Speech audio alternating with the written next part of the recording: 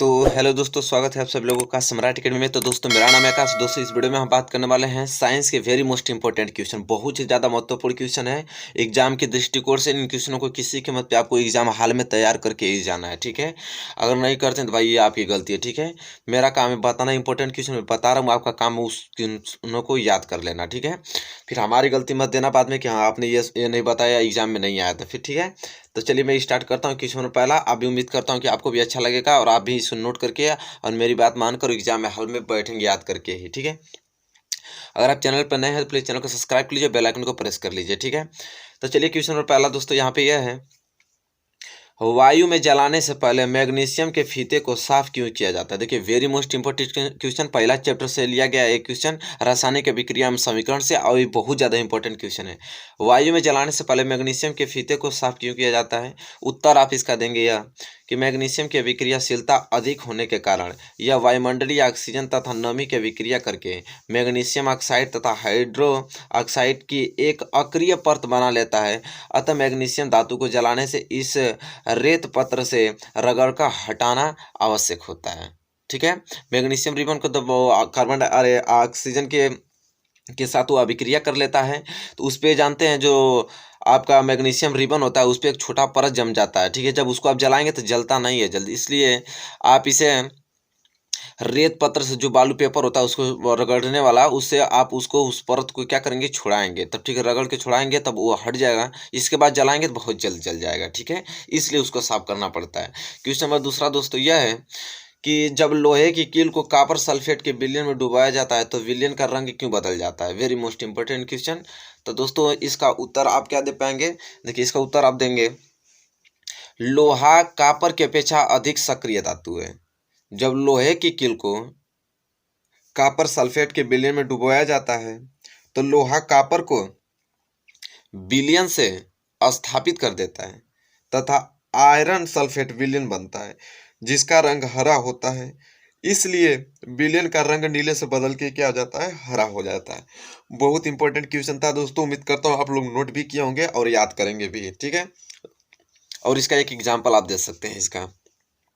तो भाई क्वेश्चन तो बहुत ज़्यादा इंपॉर्टेंट है, इसे याद करके ही जाना आप लोगों के किसी के मत पे। क्वेश्चन नंबर तीसरा देखिए, अम्ल का जलीय विलयन विद्युत का चालन क्यों करता है। अम्ल का जलीय विलयन विद्युत का चालन क्यों करता है। तो आप इसका उत्तर दे पाएंगे कि अम्ल को जल में मिलाने पर यह आयनीकृत हो जाता है। जब इस जलीय विलयन में विद्युत धारा प्रवाहित तो की जाती है तो इसमें उपस्थित आयन की विद्युत का चालन करते हैं, ठीक है। तो बहुत ज़्यादा इंपॉर्टेंट क्वेश्चन है, तो इसका उत्तर इस प्रकार आप दे पाएंगे। उम्मीद करता हूँ क्वेश्चन नंबर तीसरा भी आप लोग नोट कर लिए होंगे बहुत ही अच्छे ढंग से, ठीक है। तो यहाँ पे चलिए क्वेश्चन नंबर तीसरा क्लियर हो चुका होगा, तो चलिए क्वेश्चन नंबर चौथे की ओर बढ़ चलते हैं। और क्वेश्चन नंबर चौथा दोस्तों यह है कि बेकिंग सोडा बनाने की दो विधियां रासायनिक समीकरण सहित लिखिए। बहुत ज़्यादा इंपॉर्टेंट क्वेश्चन कि बेकिंग सोडा बनाने की दो विधियां रासायनिक समीकरण लिखिए।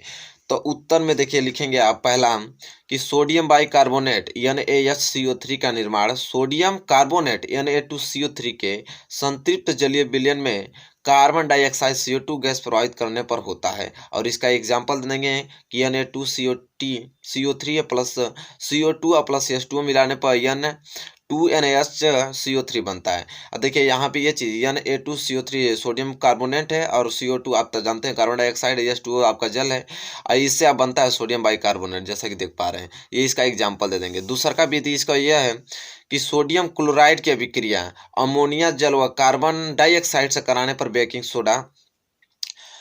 सोडा सोडियम कार्बोनेट प्राप्त होता है, ठीक है। दूसरा आप ये लिख देंगे। उम्मीद करता हूँ कि आपको समझ में आ गया होगा क्वेश्चन नंबर चौथा। चलिए अब इसी के साथ बढ़ चलते हैं क्वेश्चन नंबर पाँचवें की। और क्वेश्चन नंबर पाँचवा देखते हैं, वेरी मोस्ट इंपॉर्टेंट क्वेश्चन है कि निम्नलिखित में अंतर बताइए, निस्तापन तथा भर्जन। या तो आपसे क्वेश्चन इस प्रकार जगह कि भर्जन एवं निस्तापन को उदाहरण द्वारा समझाइए। तो उत्तर में भर्जन आप लिखेंगे कि सांद्रित अयस्क को वायु की नियंत्रित मात्रा की उपस्थिति में गलनांक से नीचे परंतु उच्च ताप पर गर्म करके ऑक्साइड में परिवर्तन करने की क्रिया भर्जन कहलाती है, ठीक है। बहुत ज़्यादा इंपॉर्टेंट, आप ये इसका एग्जाम्पल दे सकते हैं कि 2ZnS प्लस CO3O2 वायु की उपस्थिति में तब ये बनाएगा रासायनिक अभिक्रिया क्या कि 2ZnO प्लस 2SO2 बनाएगा, ठीक है। तब अभिक्रिया करेगा जल के साथ। तो ये एग्जाम्पल आपको देना आवश्यक है। तो ये क्वेश्चन नंबर पाँचवा था।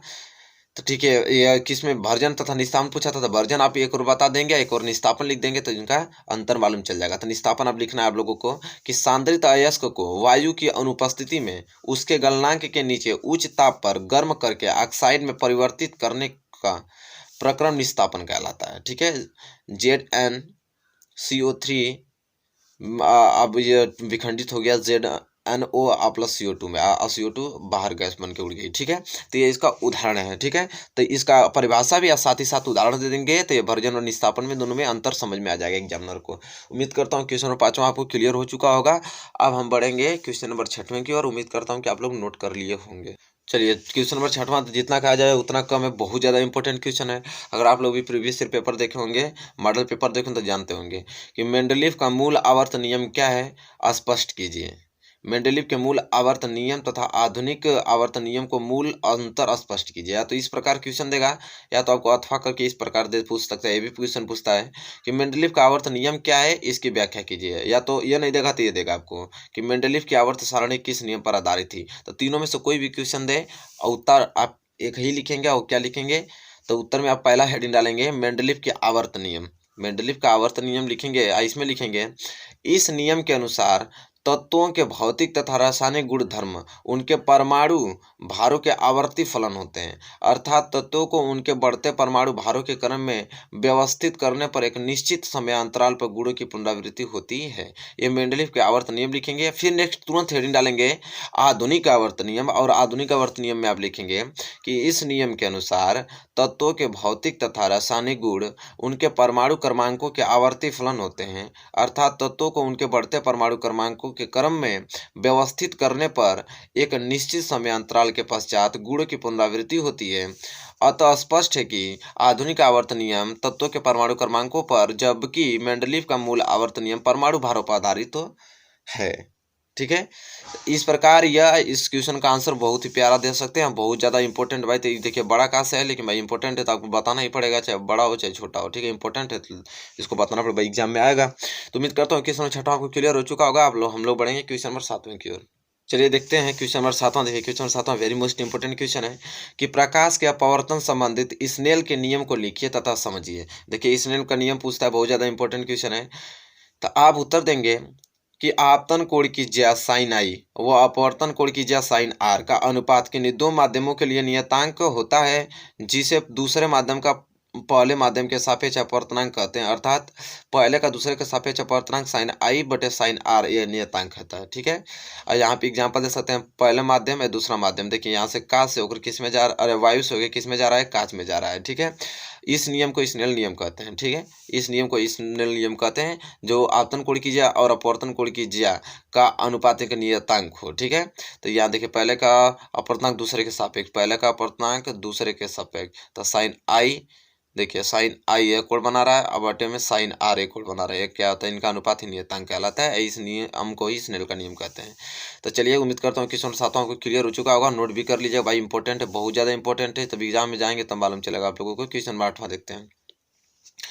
और क्वेश्चन नंबर 8वां दोस्तों ये क्वेश्चन है कि प्रिज्म से श्वेत प्रकाश के गुजरने पर न्यूनतम व अधिकतम विचलन किन रंगों का होता है।